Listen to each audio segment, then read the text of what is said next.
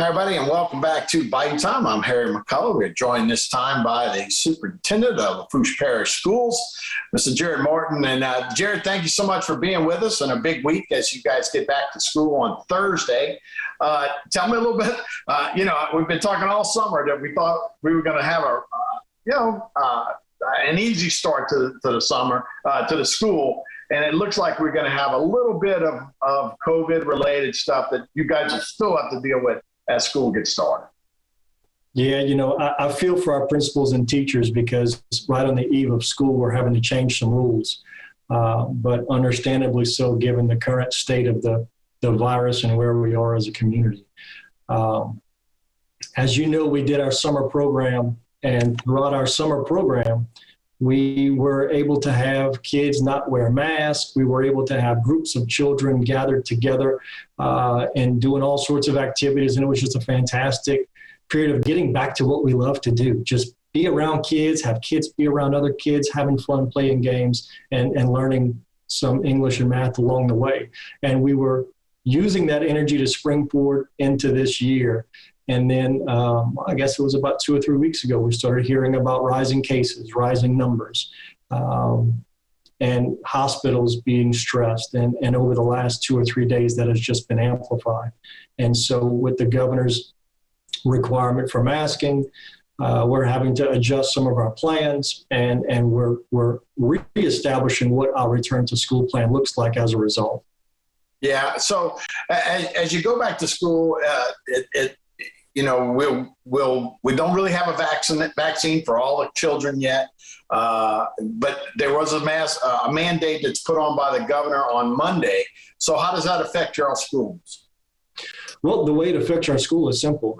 Every individual on campus, whether they're vaccinated or not, whether they're 5 years old or they're 50 years old, they're going to have to wear a mask. That goes for visitors, it goes for staff members, and it goes for students while they're indoors. So what operationally that changes for us is actually nothing, which is a good thing. But what it does send to everyone is a signal that we're not out of this yet. And that if it doesn't get better, more restrictions could cause us to do things that would impede operations.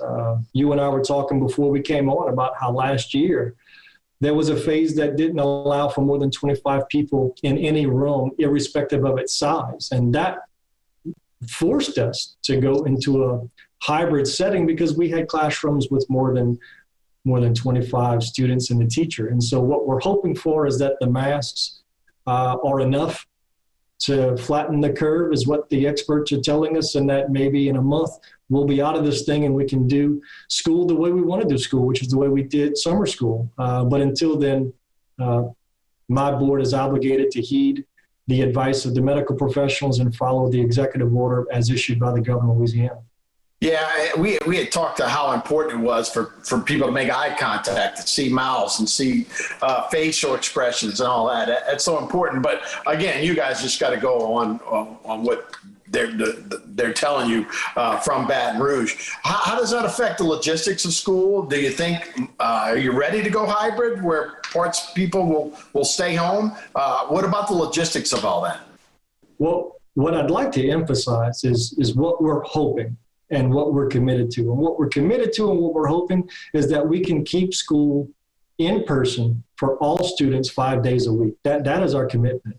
If masks allow us to do that, then so be it. Because we know, based on the performance of the students last year, based on state data that was released to us this morning from Dr. Brumley, and based on our own experiences in looking at student performance, that students that were in class outperformed their virtual peers by a very wide margin. So we believe in in-person instruction, and we believe it to be far superior to virtual. So we're only going to transition to a hybrid or a virtual setting, frankly, if we're made to do it based on the situations on the ground. And if the Department of Health tells us, look, this is what you've got to do because you've got too many COVID cases and it's becoming a threat to public safety. The American Pediatric Association, the Centers for Disease Control, and the Department of Health, they've all locked arms and come to terms with in-person instruction is best for the vast majority of our children. So are we prepared to do it? Of course. Do we want to do it? Absolutely not. We really want to keep our doors open to in-person instruction 5 days a week. Vaccinations, when you talk about teachers, last year the teachers were kind of a special group that were made available to get all their vaccinations. We saw what President Biden said last week about companies maybe forcing their employees to have a proof of vaccination before they go into a classroom. Most of the time he talked about non-union workers with that as well. Do you know how many, what percentage of your teachers are vaccinated? And will that be something that you guys are going to look for before they go back into a classroom? The short answer is no. We don't have that percentage, and no, we're not requiring or mandating it of our staff. But one thing that's important for everybody to understand is that the Department of Health and the Centers for Disease Control, they teach close contacts of vaccinated people versus unvaccinated people slightly differently. If you are a close contact and you are vaccinated, with the negative test, you're allowed to stay at work. If you are a close contact and you're unvaccinated, you will, in fact, have to quarantine for the 7 or 10-day period, depending on whether or not you get tested on or after day 5. So those are guidelines that are published by the Louisiana Department of Health. They've been issued in the FAQ document by the Louisiana Department of Education, and we intend to follow that to the letter. We've been talking so much about COVID and the new restrictions that have just gone into effect, but we're hoping this is going to be one of the better school years and hopefully back to normal. I know you guys got a lot of optimism for the school year as we get started. Yeah, we still do. Like we had mentioned in the last segment of the previous segment, yes, there's a mask mandate, but it only applies indoors, and it hasn't really impacted our operations. So what I mean by that is football teams are still allowed to practice. Baseball is going to hopefully happen in the spring. We've got basketball, volleyball, and all these things coming up. My own daughter is on a volleyball team and a dance team, and of course they've been having their practices. So operationally, all that has happened. Inside the building, they've got to wear a mask. And so we're very optimistic that we can corral this virus and minimize the people that are impacted by it and still enjoy a full school year. And when I mean a full school year, I don't mean the calendar year, I mean the complete school experience. I think when you and I think back to our time in high school, you may remember a classroom, but usually you think about things that were outside the classroom. And those experiences really haven't been complete the last couple of years. We're hoping to get back to that completeness. We're still scheduling homecoming. We're still scheduling prom. And we're optimistic that we can pull them off, and we can pull them off safely. Yeah, we have been in a little time warp here. 2021 was better than 2020 as far as that graduating class, for sure. But we're going into the graduating class of 22 already. So, yeah, we'd like to get a normal, these poor children have been going through this since, for 2 years, and most of their high school experience. So sure would like them to have a really great year for sure. What about, you said football games, be full capacity right now, they'll be outside. So those things should be able to we are in the vaccine era right now. So those things should be back to normal a little bit if we can get these numbers down. That is correct. And right now they have not, I say they, the Department of Education, the state of Louisiana, the parish has not enacted any capacity restrictions. So what that means is that our football games, we can be at capacity. Even our basketball games that are indoors, my understanding today is that we can be at full capacity. The difference being that if you're indoors, there's a state mandate that you'd have to wear a mask, but we can still have the game. We can still participate in the event. And so I think part of the trepidation and the great fear that a lot of folks had when they saw the mask mandate being placed in is that they also associated with those restrictions that prevented those activities from happening.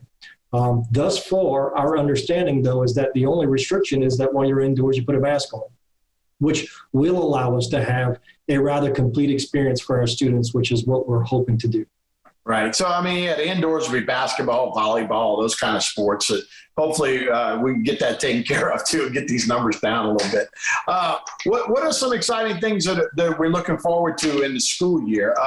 Well, just logistics. When you're talking about school buses, those kind of things, lunches, cafeterias, do breakfast and you do lunch at schools. Are all those set and ready to go, or I guess you're just waiting to kind of react to where you have to be? No, we're locked in and we're ready to go. And I want to give credit to our cafeteria managers and our food nutrition director, our child nutrition director, Miss Lauren Fletcher.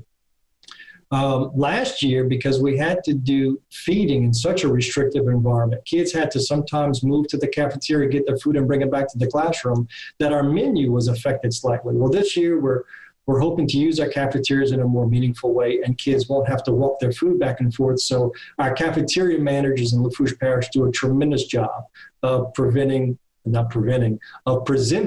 well-balanced, nutritious meals. And this year they're going to get back to doing the full meals on a more regular basis. One of my favorites is the red beans and sausage or the white beans and fried fish days. And all our kids like that. The staff like that, and we're looking forward to get back to normal cafeteria operations. So normal class exchanges, some normal recesses, all of those things. And so, again, right now, the restrictions are about masks, and we're hoping that the schools can run in a rather normal way.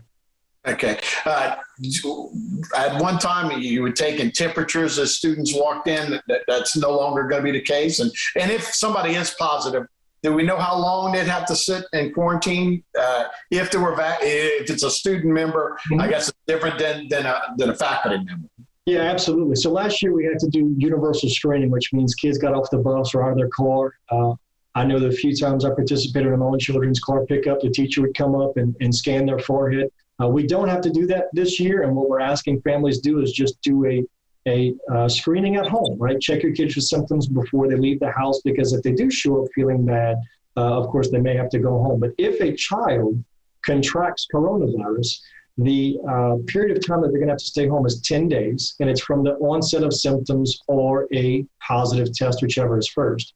If you're a close contact to somebody who contracted the coronavirus and you're unvaccinated, then the quarantining protocol is that you can return after 7 days if you have a negative COVID test on or after the 5th day of exposure, or you can return after 10 days without a COVID test. And those are assuming the child stays asymptomatic and doesn't present with illness. Because, of course, if they present with illness, then from the day of onset of symptoms, you have to wait 10 days. So in some cases, if you're a close contact, it might be day 6 where you have the onset of symptoms, and then you have to add 10 to that.